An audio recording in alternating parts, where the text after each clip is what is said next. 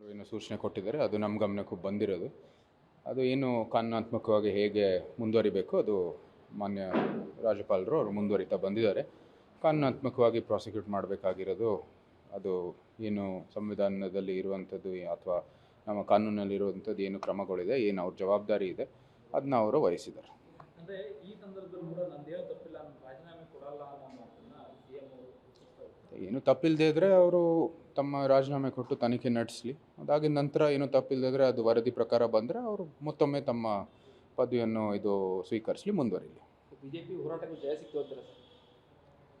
ನಾವೇನು ಇದೇನು ಸಂತೋಷದ ವಿಷಯ ಅಲ್ಲ. ನಮಗೆ ಇದು ಜನರು ಅವ್ರನ್ನ ಆಯ್ಕೆ ಮಾಡಿದ್ದಾರೆ, 136 ಸೀಟ್ ಕೊಟ್ಟು ಅವರ ಒಂದು ಆಡಳಿತ ಮಾಡೋಕ್ಕೆ ಒಂದು ಜವಾಬ್ದಾರಿಯನ್ನು ಕೊಟ್ಟಿದ್ದಾರೆ. ಅವರದು ಮುಂದುವರಿಬೇಕು. ನಾವು ಜವಾಬ್ದಾರಿಯುತ ವಿರೋಧ ಪಕ್ಷ ಆಗಿ ಇಂಥ ಹೋರಾಟ ಮಾಡಲೇಬೇಕು. ಇಂಥ ಹಗರಣಗಳು ಆಚೆ ಬಂದಾಗ ಅದನ್ನು ಮಾಡಿದ್ದೀವಿ. ನಮ್ಮದೇನು ಸರ್ಕಾರ ಇಳಿಸೋದು, ಸರ್ಕಾರ ಮಾಡೋದಂಥದ್ದು ಅದೇನು ಸಂತೋಷದ ವಿಷಯ ಅಲ್ಲ. ನಮಗೂ ಕೂಡ ಜನರಿಗೆ ಒಳ್ಳೆಯ ಆಡಳಿತ ಕೊಡಬೇಕು. ಜವಾಬ್ದಾರಿಯುತ ವಿರೋಧ ಪಕ್ಷ ಆಗಿ ನಾವು ನಮ್ಮ ಏನು ಕ್ರಮ ವಹಿಸಬೇಕಾಗಿದೆ ನಾವು ತೊಗೊಂಡಿದ್ದೀವಿ. ಯಾಕೆಂದರೆ ಬಿಜೆಪಿ ಸರ್ಕಾರ ರಾಜ್ಯಪಾಲ ದುರುಪಯೋಗ ಪಡಿಸ್ಕೊಳ್ತಾ ಇದೆ.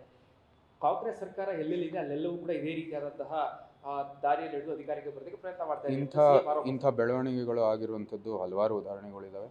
ಯಾವ್ಯಾವ CMಗಳ ಇದು ವಿರುದ್ಧವಾಗಿ ಏನೇನು ಹಗರಣಗಳು ಆಚೆ ಬಂದಿದ್ದಾವೆ, ಅದು ಸಮಯಕ್ಕೆ ಏನೇನು ಆಗಿದೆ, ಅದು ಎಲ್ಲ ಉದಾಹರಣೆಗಳು ಆಚೆ ಆಗಿದೆ, ಜನರು ಚರ್ಚೆ ಮಾಡಿದ್ದಾರೆ.